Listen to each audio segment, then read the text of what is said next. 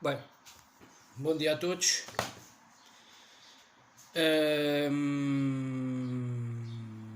Estou aqui para fazer um vídeo do rescaldo da semana europeia.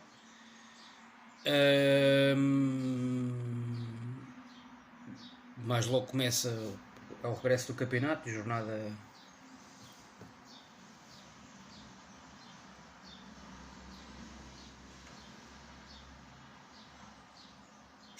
começa a jornada 26 com essa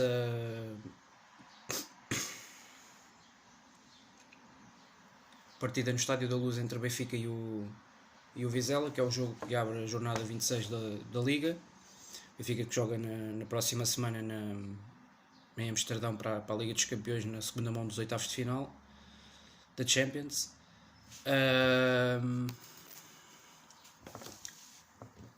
Bem, mas esta semana tivemos a primeira mão dos oitavos de final da Liga Europa.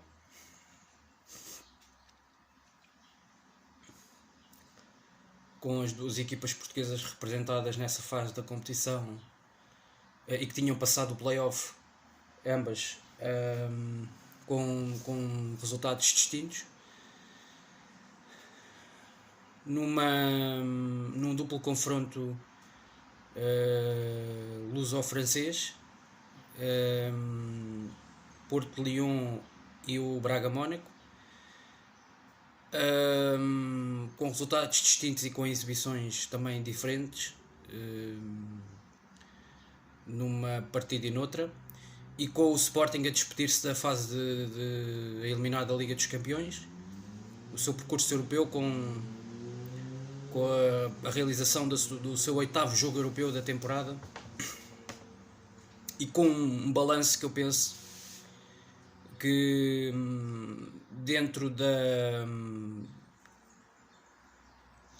dos pontos negativos também houve pontos positivos a reter. Portanto, há aqui um balanço que é geral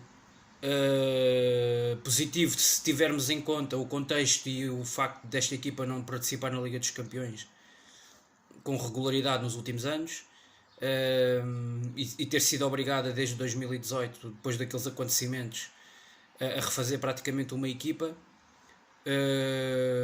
com jogadores novos, com alguns, um ou outro regresso, e com uma equipa técnica sempre diferente durante os primeiros anos deste primeiro mandato do Varandas,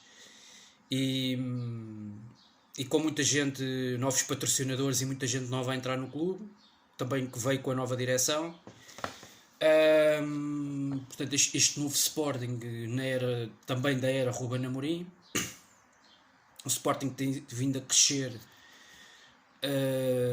e que tem dado passo a passo nesta sua evolução, também ao nível europeu, não só no plano interno, no plano nacional, pelas conquistas dos títulos que já conseguiu, nomeadamente voltar a ser campeão 19 anos depois, mas também porque há de haver esta evolução europeia, porque isto é uma equipa que não está habituada a estar todos os anos na Liga dos Campeões. O ano passado nem sequer na Liga Europa praticamente tivemos.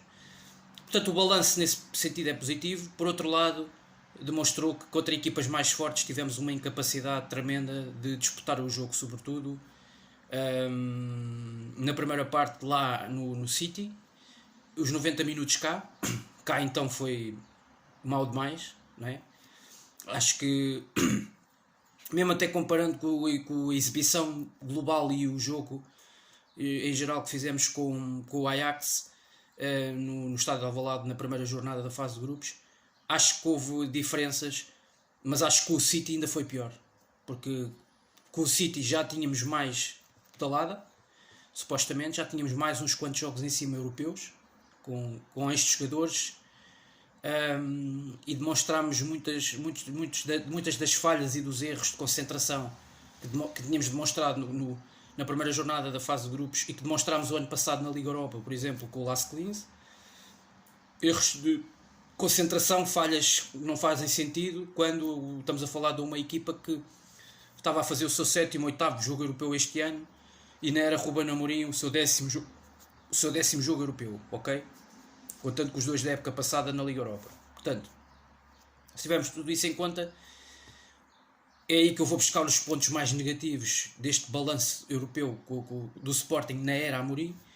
Por outro lado, e essa incapacidade que nós tivemos de disputar o jogo, fomos muito macios nos dois jogos, sobretudo em casa, com o City e com o Ajax, sobretudo aí sim, porque eu acho que o Borussia Dortmund, tanto no jogo cá como no jogo lá, fomos bastante competitivos e fomos fortes, de um modo geral. Creio que mesmo na Alemanha o resultado acaba por ser muito positivo para a equipa alemã, tendo em conta aquilo que foi o filme do jogo,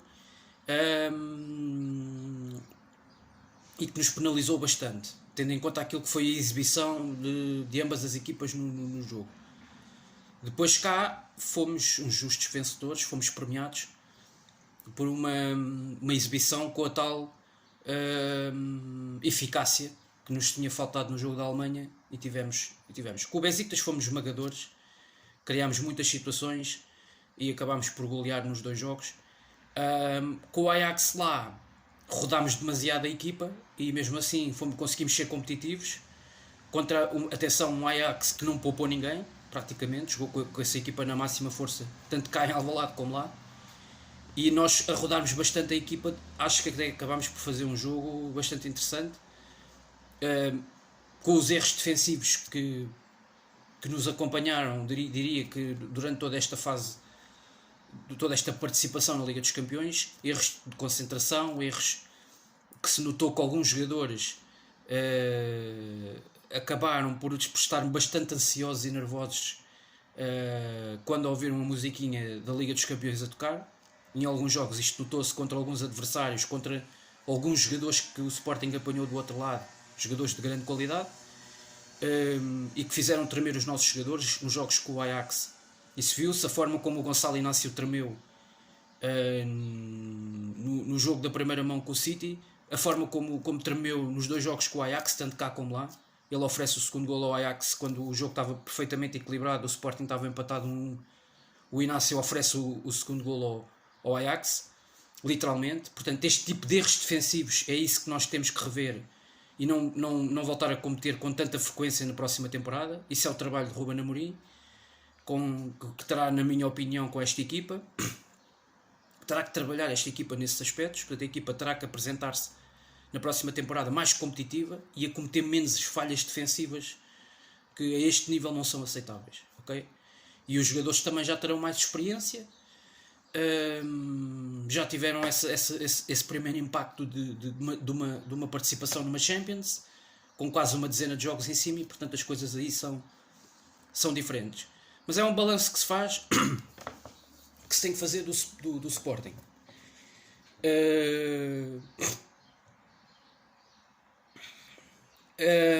E basicamente eu vou começar aqui com a Liga Europa, depois vou acabar com o Sporting e este balanço na Champions este ano, e nomeadamente olhar para este jogo especificamente, que eu achei que a resposta da equipa foi bastante positiva na segunda parte, e tanto assim é que agora vem-me com aquela coisa o City poupou, mas nós também aparecemos em Inglaterra com 3-4 baixas de peso nesta equipa.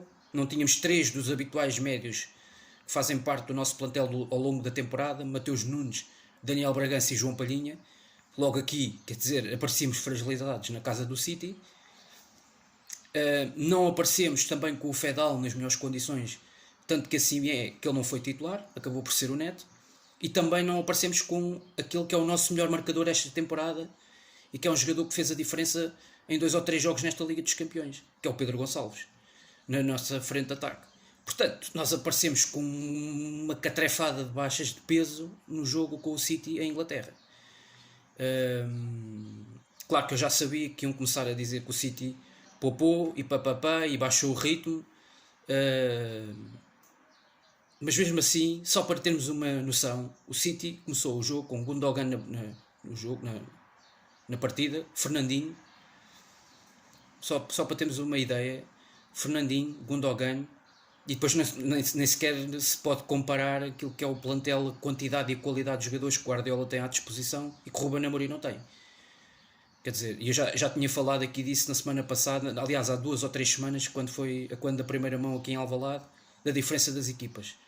E quando precisamente o Guardiola na segunda parte já estava a ganhar por 4-5-0 e começou a mudar e ir ao banco buscar duas ou três peças, os tais Fernandinhos, os tais Ginchenkos, os tais que ontem não jogaram, mas que jogaram nessa primeira mão na segunda parte, e a diferença, a equipa ressentiu-se, a equipa do City, mas mesmo assim também não tinham, o Grealish estava de fora, o Gabriel Jesus nem sequer, esses dois não vieram a Lisboa, portanto não há comparação. Se formos aqui entrar na comparação, qualidade individual, qualidade,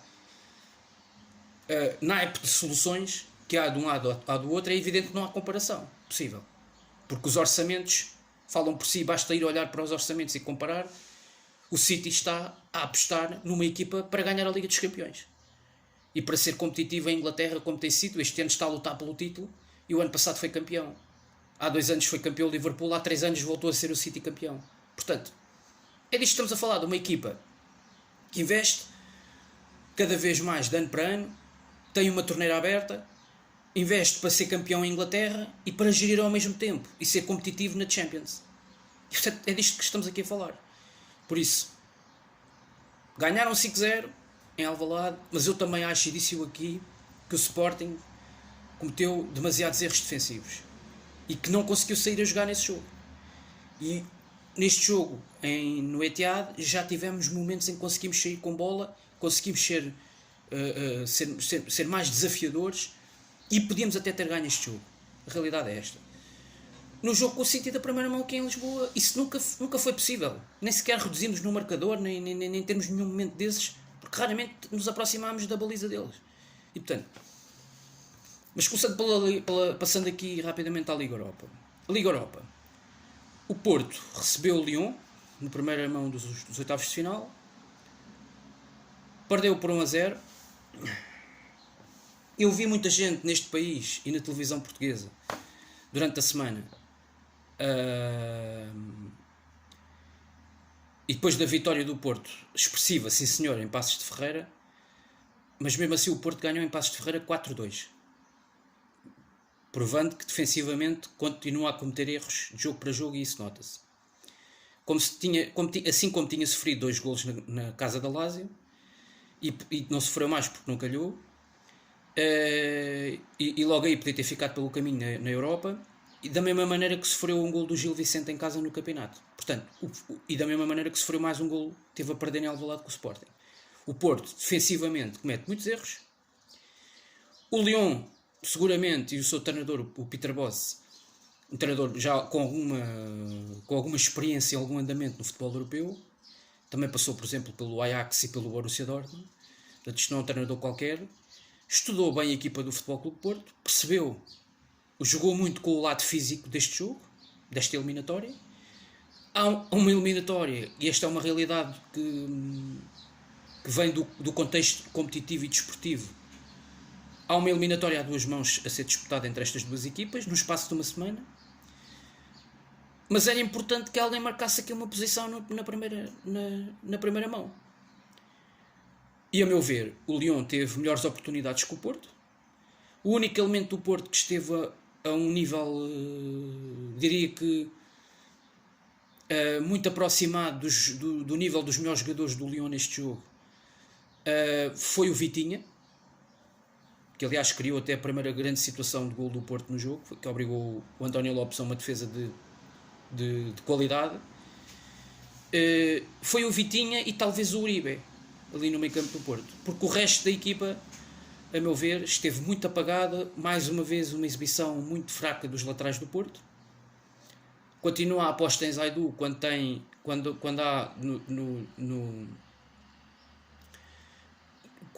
eu volto a não conseguir compreender. O Futebol Clube do Porto foi buscar um lateral com experiência de competições europeias ao Bayer Leverkusen da Alemanha, um lateral que era titular durante anos e anos na Alemanha, no Bayer Leverkusen, chamado Wendel. E eu não percebo como é que o Zaidu, onde é que o Zaidu, em que momento algum do jogo, o Zaidu é melhor que o Wendel.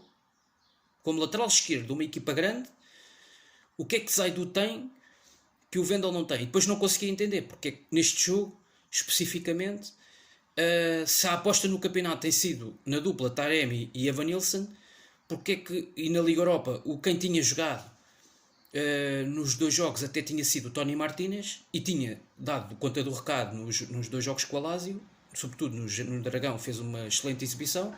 Porque é que neste jogo não jogou o Tony Martínez? Portanto, se o Sérgio tem de fazer a gestão, porque há 2 competições, há 3 competições em que o Porto está presente, e os jogos acumulam-se de uma forma absolutamente vertiginosa, e quase que nem há tempo para, praticamente não há tempo para treinar, é jogar e recuperar, jogar e recuperar, é jogos praticamente no espaço de 3 em 3 dias, 4 em 4 dias. Por que raio é que neste jogo em casa com a formação do Lyon não apareceu, por exemplo, na frente de ataque do Porto Tony Martínez, que tinha estado bastante bem diante da Lazio e tinha até sido a figura do jogo fazendo os 2 golos da equipa do Porto. Portanto, não consigo compreender. Aposta-se num jogador, e isto já acontece também várias vezes, já aconteceu várias vezes ao longo desta época com o Ruben Amorim no Sporting. Jogadores que entram, estão em bom plano, no jogo seguinte vão para o banco. Eu não percebo como é que as equipas chegam a esta altura. Vê-se que há jogadores que estão cansados. E porquê é que esses jogadores não é feita a gestão desses jogadores, essencialmente, mas é feita a sério, a valer, não é? Porque é que há jogadores que têm estatuto nas equipas, não consigo compreender. Como é que há jogadores que têm estatutos nas equipas e parece que têm alguma coisa no contrato deles que diz que eles têm que ser titulares quase todos os jogos. É uma coisa que a mim faz muita confusão, sobretudo nestas equipas grandes que fazem 50, 60 jogos por temporada, com competições europeias, com uma candidatura ao título num campeonato que são 34 jornadas, em que há grande desgaste, em que os jogos praticamente, como eu já referi aqui ainda há pouco, é jogar e recuperar, não faz sentido que não haja esta gestão sempre. Porque é que há esta gestão num jogo, depois no outro jogo a seguir aí o Evanilson, quer dizer que tinha jogado há uma semana em Alvalade, e o Taremi, os 2 juntos, voltaram a jogar em Passos de Ferreira, e agora outra vez este jogo, porque é que não joga Tony Martínez? Pá, esta gestão e quer dizer, anda-se aqui a elogiar há 4 anos Sérgio Conceição. Eu não vejo ninguém nunca a criticar Sérgio Conceição, faz-me confusão, porque aqui neste aspecto, esta época especificamente, com o Futebol Clube do Porto, com o campeonato bem encaminhado mas que não está ainda decidido, a ter de fazer esta gestão com critério, e a perceber que há aqui jogadores que estão com desgaste, não é? Por que raio é que não faz esta gestão sempre? Por exemplo, Tony Martínez, por exemplo, na Liga Europa há uma diferença para o campeonato. Normalmente na Liga Europa há uma diferença nas balizas. Normalmente a aposta, por exemplo, na Liga Europa é o segundo guarda-redes do plantel, no campeonato é o primeiro guarda-redes. Nas taças é o primeiro guarda-redes. Por exemplo, há esta hierarquia. E respeita-se esta hierarquia sempre. O Foco Porto nisso tem feito muito bem. Numa competição mete o Marchesi, na outra competição mete o Diogo Costa. Porquê é que não faz isto também não no ataque, por exemplo? E dessa forma pode poupar o Taremi ou o Evanilson, sobretudo para os jogos de campeonato. E eventualmente nas segundas partes dos jogos da Europa coloca esses jogadores a jogar. Porque como é que o Tony Martínez vai reagir nos próximos jogos? É a pergunta que eu deixo no ar. É chamado com o Lyon, com o Lazio, faz um excelente jogo, marca 2 golos. No jogo a seguir, que o Porto joga em casa para a Europa, recebe o Lyon e de repente já não volta a chamar Tony Martínez. Portanto, isto é uma gestão mal feita. Os recursos que se tem à disposição. E sobretudo porque neste momento os jogos acumulam-se na equipa do Futebol Clube Porto ainda mais do que quando o Futebol Clube Porto jogou com o Lazio. E portanto, eu não entendo essa componente da gestão. A gestão muitas vezes que é feita por parte dos treinadores das equipas grandes. Se me disserem neste momento no Benfica joga Gonçalo Ramos, Darwin e o Yaremchuk entra sempre e joga, o Yaremchuk custou 17 milhões ao Benfica e não é titular os jogos todos durante a época, nem era com Jorge Jesus, nem é com Nelson Veríssimo, e custou no início da época. Foi a maior contratação do Benfica esta temporada. E não é, quer dizer, não há nada que venha a dizer no contrato do Yaremchuk que o Veríssimo, ou o treinador qualquer que seja ele do Benfica, que o Veríssimo tem que ser titular todos os jogos. E o Benfica também está na Liga dos Campeões. É verdade que no campeonato ainda está a lutar para tentar chegar ao segundo lugar. E também tem esta cadência de jogos. Talvez já não tenha por causa relativamente à Taça de Portugal. Aí é a diferença. Mas lá está. Quer dizer, por exemplo, o caso do Sporting, o Slimani e o Paulinho até têm jogado juntos agora, nos últimos jogos. Com regularidade. E ambos marcam golos. Enfim, nenhum acaba por amoar porque quase sempre têm minutos e jogam. É uma estratégia diferente. Também não há, no Sporting, por exemplo, não há tantos recursos. O Foco do Porto tem mais avançados, que isso com o Sérgio Conceição tem sido uma apanagem. Mas neste jogo, especificamente, voltando a este jogo, o Lyon acabou por aparecer mais fresco. Consegue fazer nesta altura melhor a gestão, porque também não está a lutar pelo título em França. É preciso também acrescentar esse ponto, que não é de sua menos importância. E o Lyon tem jogadores de grande qualidade. E eu vi nos programas da crítica dos opinadores, dos treinadores de bancada nas televisões, alguns ex-jogadores e não só, e quase alguns afetos adeptos ao Futebol Clube do Porto, a olhar para este jogo, para este desafio, como se o Futebol Clube do Porto tivesse a defrontar o Passos de Ferreira da Liga Portuguesa, ou o Gil Vicente, ou o Marítimo. O Porto estava a defrontar o Lyon, que é uma das, em condições normais, o Lyon é uma das 6 melhores equipas do futebol francês. A classificação até pode não dizê-lo, mas é, em termos de adeptos, massa associativa, de qualidade de jogadores. É um clube que tem dinheiro, não é um clube propriamente pobre, e portanto que também tem quase sempre bons patrocinadores, e é um clube que com regularidade vai às competições europeias. Aliás, ainda recentemente esteve na Liga dos Campeões, e até há uns anos atrás este Lyon esteve aqui na final a 4 da Champions League aqui em Lisboa. Para os mais distraídos, é bom relembrar, inclusive eliminou o Manchester City num jogo aqui em Alvalade. Portanto, isto não é uma equipa qualquer, ok? E alguns desses jogadores que estavam nessa equipa ainda fazem parte da equipa do Lyon hoje. Portanto, e olhou-se para este adversário como se isto fosse uma equipa qualquer. Portanto, da parte do Futebol Clube do Porto, da parte do Futebol Clube do Porto, está aqui há 18 jogos que não perde e não sei o quê. Só que a questão é que na Europa não está a jogar na Liga Portuguesa, não está a defrontar adversários da Liga Portuguesa. Já defrontou a Lazio e viu-se e desejou-se.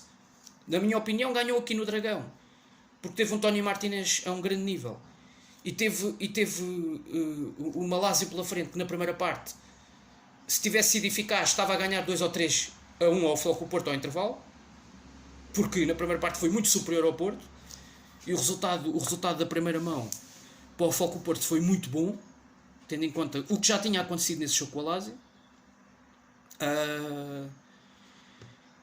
E em Itália, o Futebol Clube do Porto podia ter perfeitamente perdido a eliminatória, sobretudo na segunda parte, que a Lazio tira 2 ou 3 bolas aos ferros, o Immobile à boca da baliza na pequena área consegue atirar uma bola ao lado, com a baliza toda do Porto escancarada. Portanto, aquilo foi um festival de golos falhados da Lazio.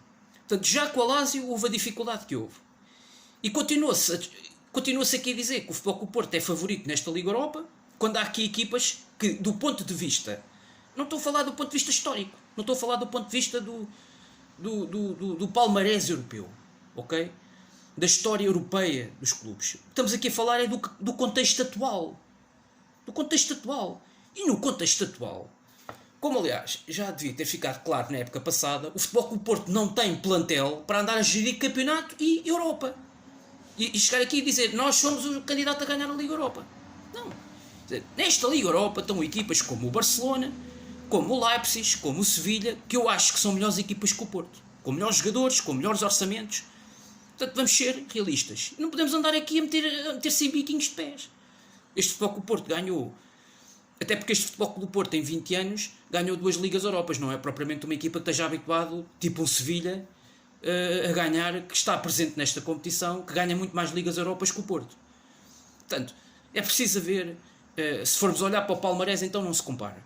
E portanto, quer dizer, a ideia é que chega aqui o Foco Porto é uma equipa que tem dois centrais lá atrás que estão completamente já não podem com uma gata pelo rabo. Mbemba e Pepe estão rebentados fisicamente. É o que se vê. Quer dizer, que não tem assim tantas soluções como isso. O Ruben Semedo chegou agora, por exemplo, neste jogo no gol do Leão do Paquetá falhou.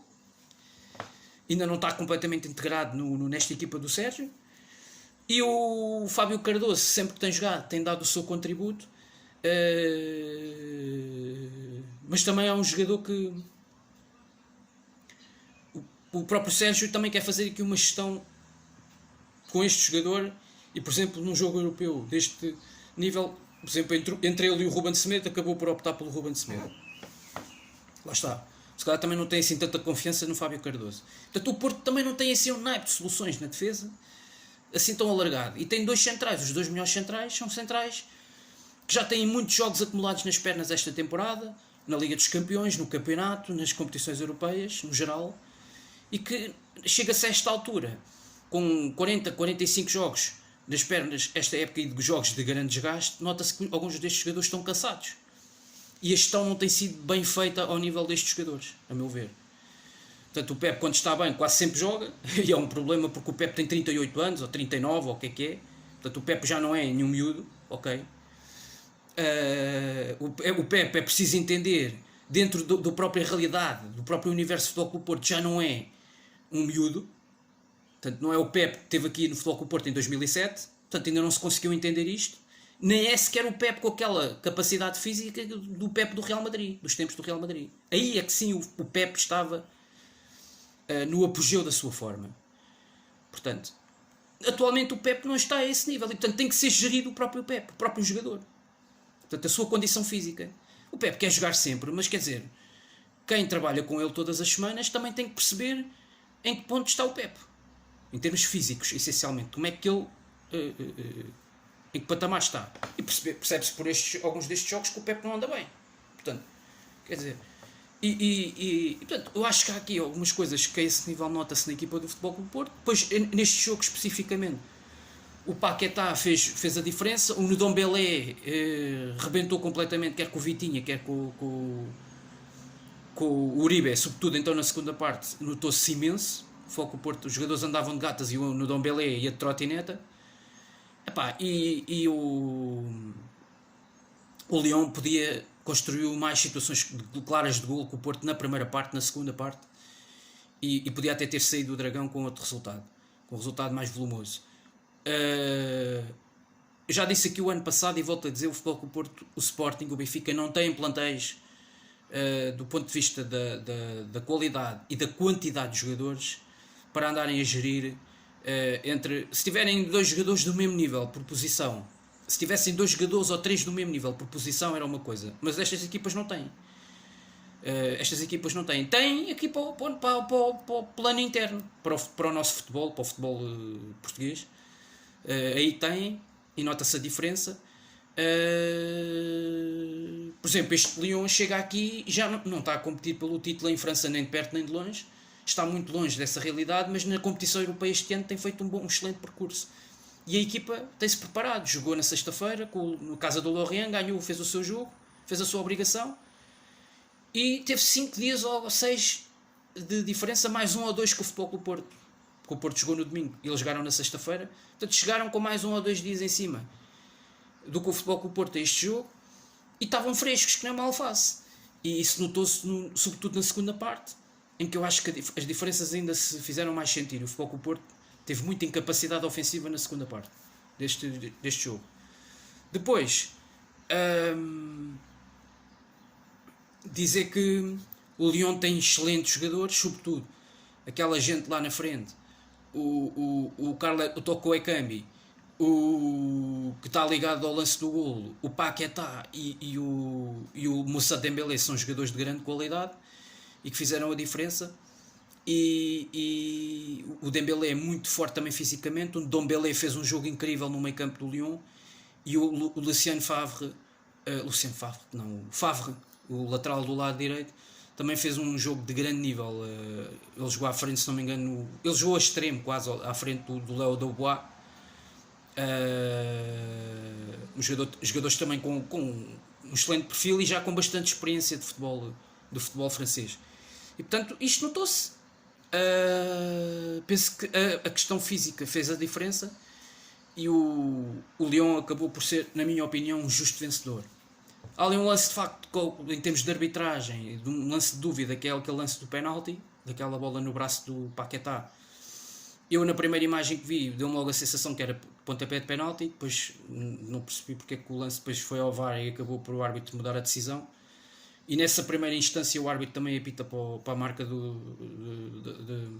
da grande penalidade, mas ele depois é chamado lá pelo interlocutor, lá pelo intercomunicador, pelo VAR, para ir ver as imagens, porque o lance, a bola bate-lhe, vem do defesa que corta a bola no interior da área, vem-lhe para o braço, mas antes de embater no braço, bate-lhe primeiro, se não me engano, na anca, que ele tenta fazer ali uma recepção orientada para depois seguir com a bola acaba, mas a bola acaba por bater ali na anca e acaba por no decurso, no trajeto, acaba por depois irem bater no braço.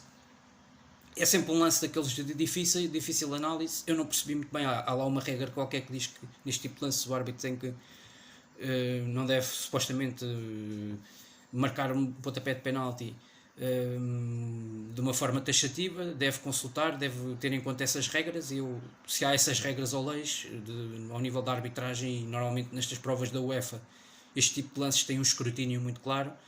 Normalmente lances deste cenário não passam assim com duas cantadas, ainda por cima se o árbitro foi ao VAR ver. Portanto, eu aí dou o benefício da dúvida, sinceramente. Depois tivemos, mas é um resultado que deixa em aberto as coisas para a segunda mão, obviamente no estádio no Groupama, em Lyon. O Foco Porto tem a hipótese de lá discutir a eliminatória, mas perdeu aqui um jogador muito importante nesta primeira mão, que é o Otávio, e que tem sido uma dos principais motores no meio campo da equipa do Porto. É por si só uma baixa de peso, porque é um titular indiscutível desta equipa e é dos jogadores que faz a equipa de Foco Porto jogar melhor na zona intermediária, portanto na zona de ligação entre o meio campo e o ataque. Ali no espaço entre linhas é um jogador em zonas interiores muito forte e que muitas vezes faz aquelas arrancadas com bola com muita qualidade. É um jogador que também, quando a equipe no momento da perda da bola, é um jogador extremamente agressivo. E é um recuperador de bolas nato na equipa de Foco Porto. É um dos primeiros que vai tentar travar os contra-ataques do adversário. Eu acho que é uma ausência nesse sentido de peso na equipa de Foco Porto para a segunda mão, mas está tudo em aberto. Depois tivemos a vitória ontem do Braga, 2-0 sobre o Mónaco. Um Mónaco que não tem nada a ver com o Lyon. Tem uma frente de ataque e teve várias oportunidades ontem. Há um lance para mim muito duvidoso de arbitragem neste jogo, já agora despacho já aqui a arbitragem, que é o lance do gol do Ben Yedder. Tenho muitas dúvidas que Ben Yedder esteja claramente fora de jogo, muito sinceramente. É um lance que o árbitro nem sequer foi ao VAR, quer dizer, não entendo muito bem. Aliás, foi ao VAR, teve que ir ao VAR por causa de lances, quando a bola entra na baliza contrária, o lance tem que ser... Normalmente este tipo de lances são avaliados também pelo VAR e o árbitro pede a opinião do VAR. Para mim é muito duvidoso o fora de jogo. E se for fora de jogo é realmente ali por poucos milímetros. É um excelente cruzamento do Jean Lucas e é uma excelente finalização do Ben Yedder. E o Mónaco tem isto, tem jogadores que têm uma frente de ataque que assusta qualquer equipa. Eu acho que este resultado é muito mentiroso. O Sporting Braga não criou muito mais oportunidades do que a equipa do Mónaco, sinceramente, para ganhar este jogo por 2-0, uma diferença de 2 golos. Acho que o Braga foi sim eficaz, aproveitou duas chances. O segundo gol é um cruzamento fantástico do Fabiano. Para mim foi o melhor do elemento do jogo ontem, da equipa do Braga. Faz um grande gol faz uma grande assistência para o Vitinha, que mais uma vez sai do banco e é decisivo, faz um excelente cabeceamento. Consegue importunar claramente os defesas do Lyon, coloca-os do Mónaco, aliás, coloca-lhes grandes dificuldades.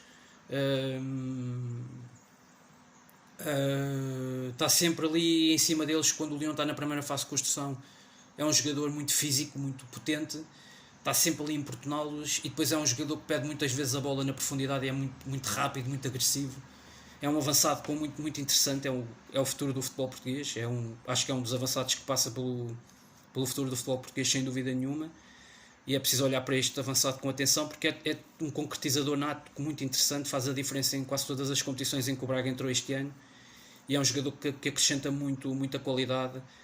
É forte no jogo aéreo, mas também é forte. Fez um gol, por exemplo, ainda recentemente no derby em Guimarães, também de grande qualidade. Portanto, é um jogador que com os pés, com a cabeça, é muito completo.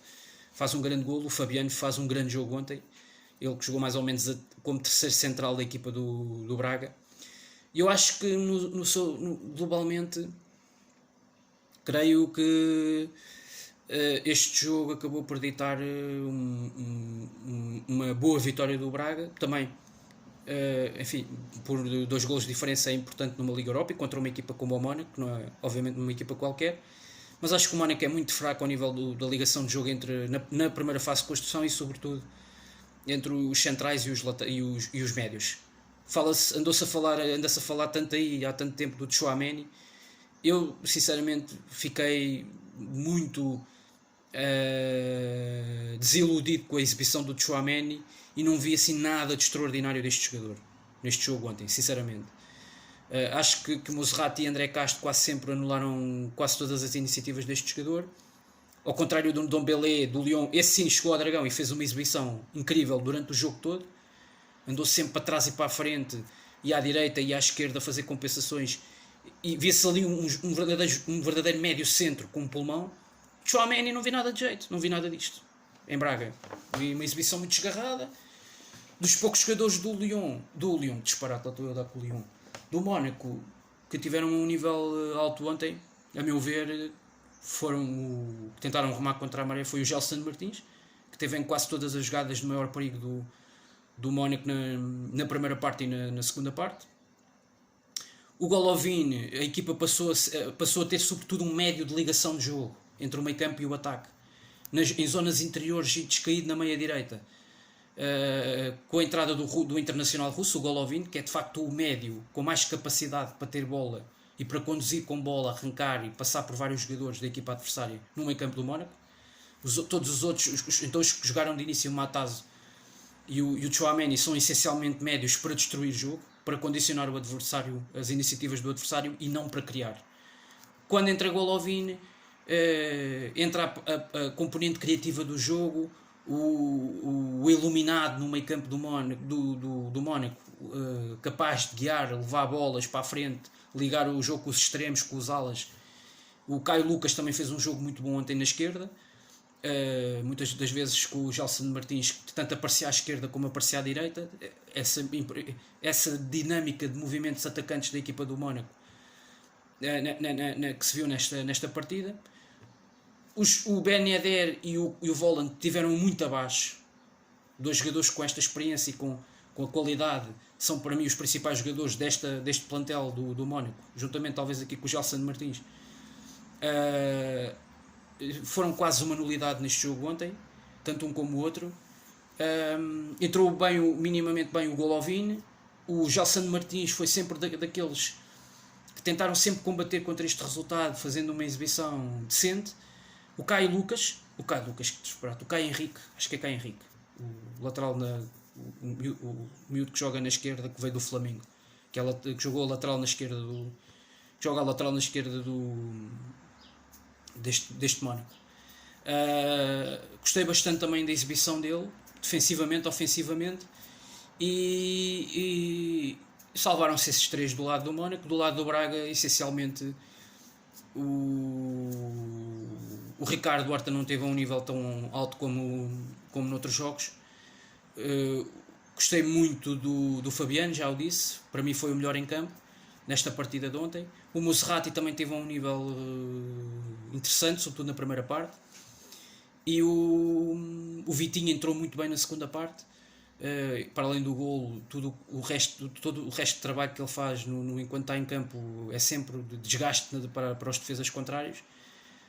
E o Mateus faz uma ou duas defesas de grande qualidade, é um guarda-redes que está em grande forma e neste momento garante pontos e vitórias para a equipa do Braga. Dito isto, Braga 2-0, nada está decidido, o Mónaco tem uma frente de ataque e tem jogadores no meio campo que podem na segunda mão rapidamente virar isto ao contrário, esta eliminatória, portanto está tudo em aberto, acho eu, mas é uma vantagem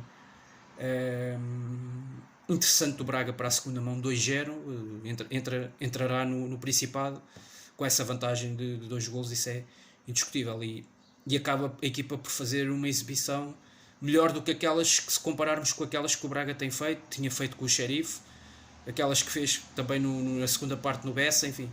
O Braga, gostei mais esta exibição na Liga Europa, foi mais agradável e foi talvez uma das melhores neste ano 2022.